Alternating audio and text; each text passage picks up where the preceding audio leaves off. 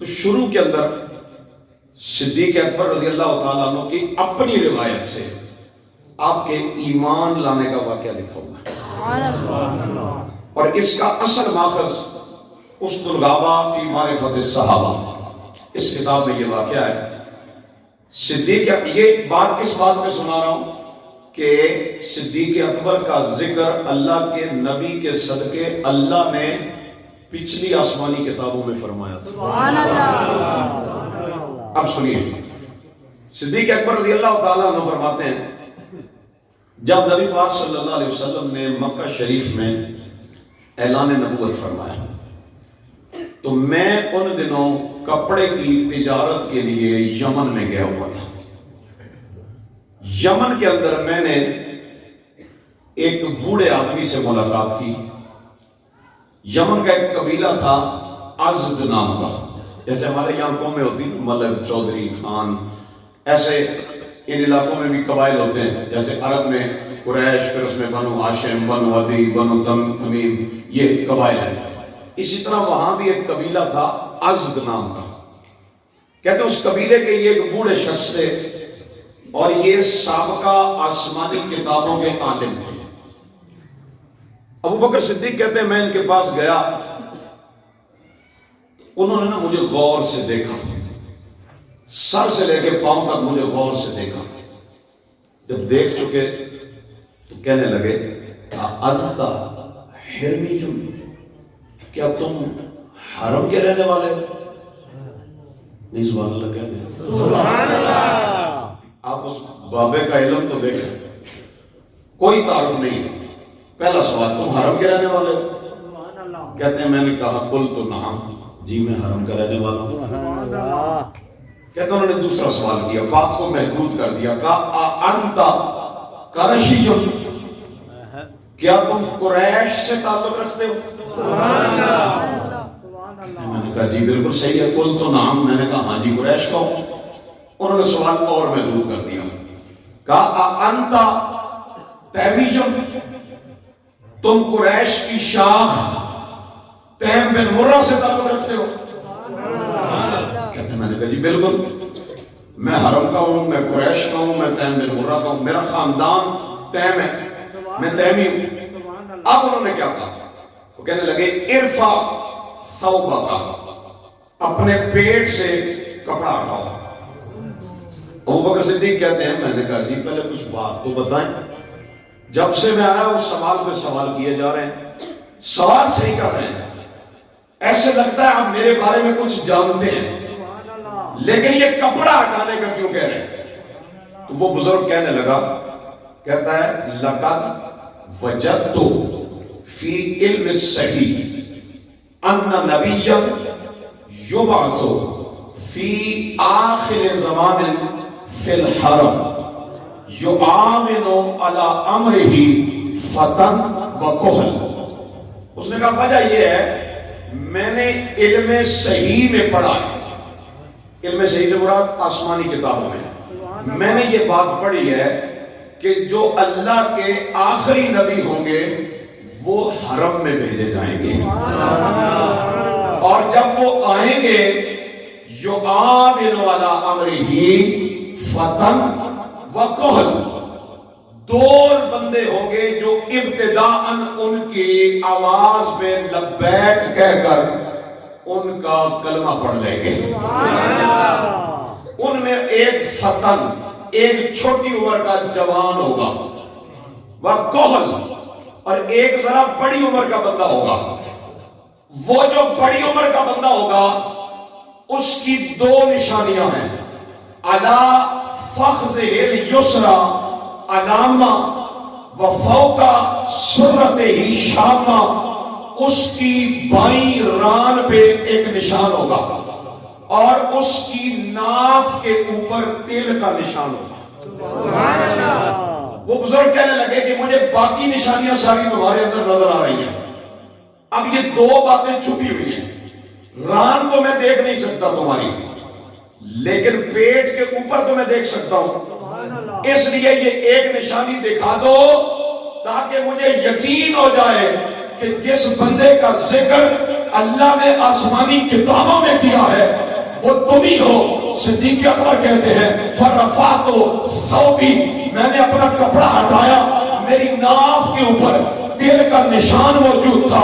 उस बूढ़े ने जब तिल का निशान देखा उसकी आंखें चमकने लगी और वो चीख के कहने लगा फाला रब्बिल काबा के अंता हुआ, काबे के रब की कसम है तू ही वो बंदा है,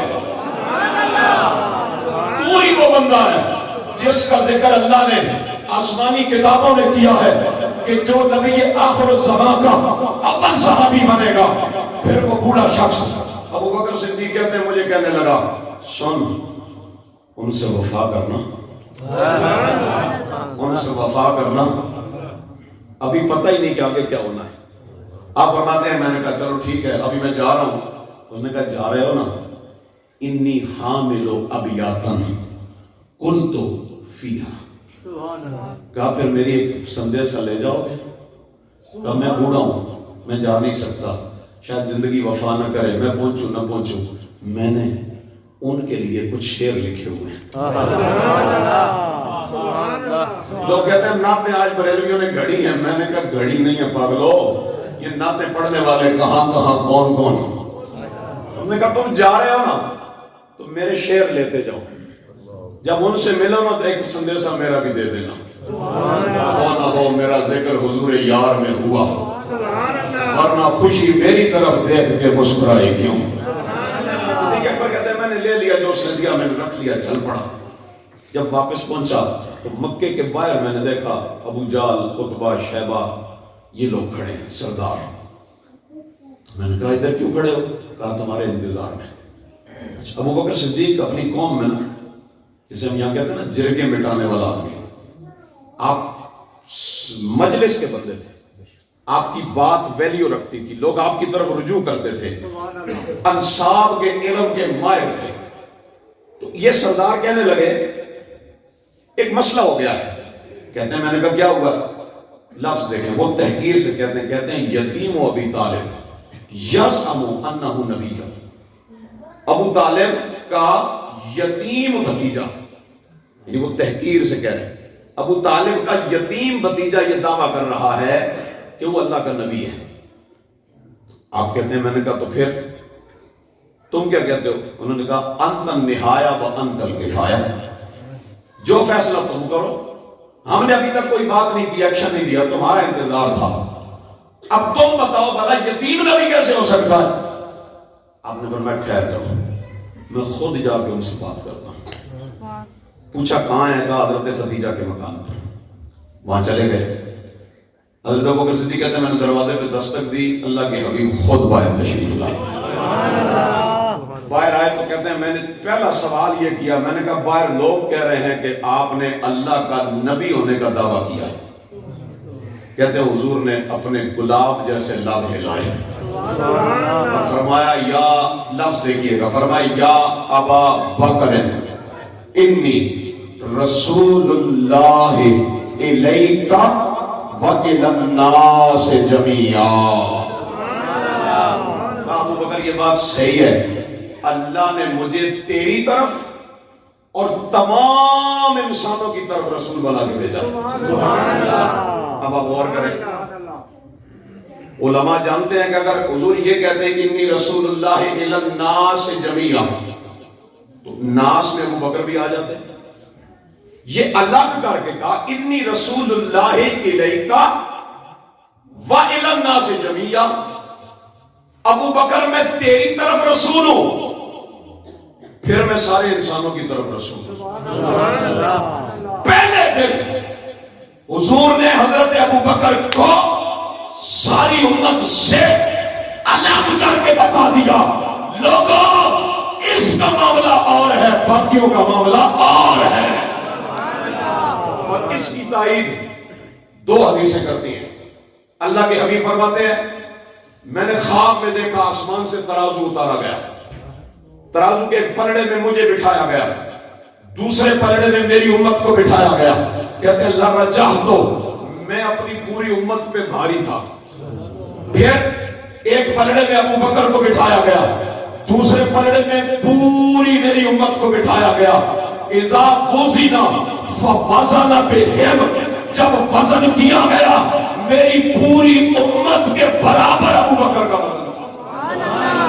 دوسری حدیث کے اندر اللہ کے حبیب فرماتے ہیں لو وزن ایمان اہل الارض مع ایمان ابی بکر لرجح بہم، فرمایا لوگوں اگر سارے لوگوں کا ایمان، جتنے لوگ اس زمین پہ ہیں ان کا ایمان ایک پلڑے میں رکھو، میرے ابو بکر کا ایمان دوسرے پلڑے میں رکھو، دونوں لرجح، ابو بکر کا ایمان سارے لوگوں کے ایمان سے زیادہ۔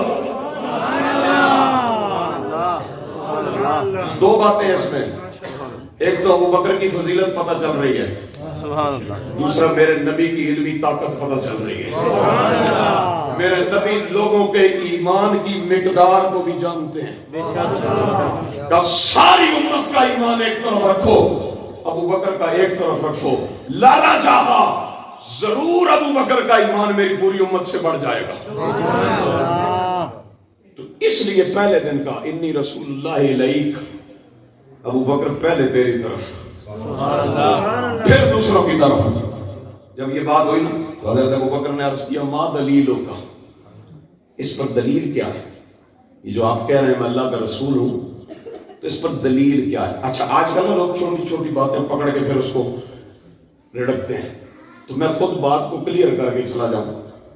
ایک طرف حدیث ہے اسی فیضان صدیق اکبر کتاب میں بھی ہے اور کتابوں میں بھی لکھی ہے، اللہ کے حبیب فرماتے ہیں ما دعوت احدا الی الاسلام الا کانت له کبابا، فرمایا میں نے جس کو بھی اسلام کی دعوت دی اس نے تھوڑی دیر سوچا ضرور ہے، تھوڑی دیر اس نے غور و فکر کیا، دلیل مانگی، پھر کلمہ پڑھا، سوائے ابو بکر کے۔ ابو بکر وہ ہے ادھر میں نے کہا ادھر اس نے کلمہ پڑھ لیا۔ اب ادھر یہ حدیث کہہ رہی ہے کوئی دلیل نہیں مانگی، اور جو میں بیان کر رہا ہوں اس میں وہ کہہ رہے ہیں کہ دلیل کیا ہے۔ سمجھ آئیے بات؟ لوگ کہتے ہیں دیکھو جی یہ تو ٹکرا گئی بات تو لہذا دونوں کو چھوڑ دو۔ میں نے کہا عالم کا کام یہ ہے کہ جب دو باتیں ٹکرا رہی ہوں تو اس میں تطبیق پیدا کرے، ٹھیک ہے نا؟ تو تطبیق کیا ہے؟ دلیل نہیں مانگی یہ بھی صحیح ہے، دلیل مانگی ہے یہ بھی صحیح ہے۔ آپ چپ ہو گئے، آپ سمجھ رہے ہوں کہ دونوں کیسے صحیح ہے؟ دلیل نہیں مانگی اپنی ذات کے لیے، اپنے لیے دلیل نہیں مانگی۔ یا دلیل کیوں مانگی؟ ذرا ریوائنڈ کریں ذہن میں، پیچھے کچھ لوگ کھڑے تھے ہے نا، ابھی جب واپس جائیں گے تو وہ پوچھیں گے مان کے آ گئے تو کس دلیل سے مانا ہے، اور آگے بالکل ایسے ہی ہوا۔ تو دلیل مانگی ان کے لیے، نہیں مانگی اپنے لیے۔ کہا ماں دلیلوں کا، دلیل کیا ہے؟ اور پھر دلیل بھی ایسی ملی۔ میں اسی ایک واقعے پہ بات ختم کر دوں نا میری تقریر پوری ہو جائے گی۔ دلیل کیسی ملی؟